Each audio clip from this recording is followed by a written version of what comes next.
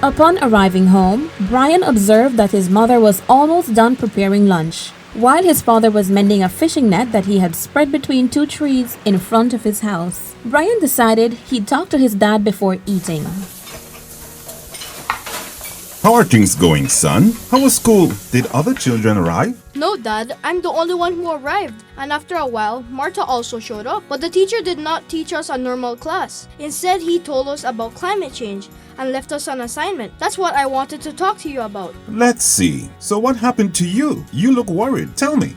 Brian's face showed a lot of concern as he explained everything to his dad he had learned that day.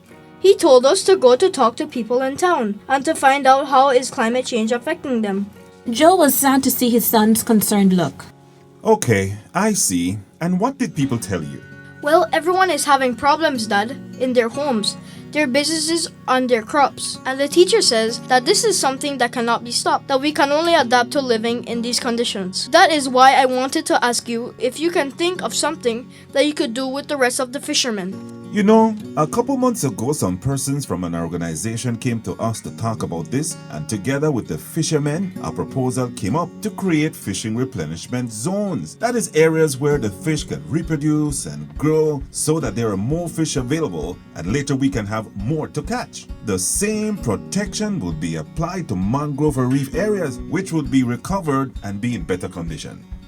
Next week, we will have a meeting with the rest of fishermen to talk about this. You may join if you want to.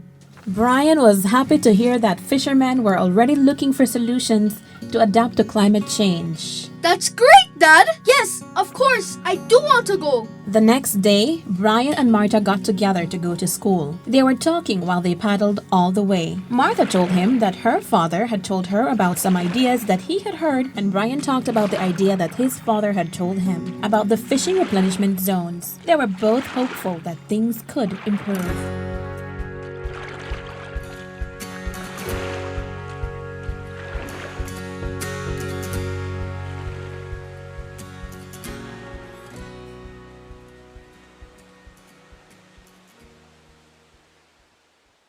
This education program is brought to you by the Smart Coast Project, led by the World Wildlife Fund in collaboration with the Coastal Zone Management Authority and Institute. This project is part of the International Climate Initiative from the German government.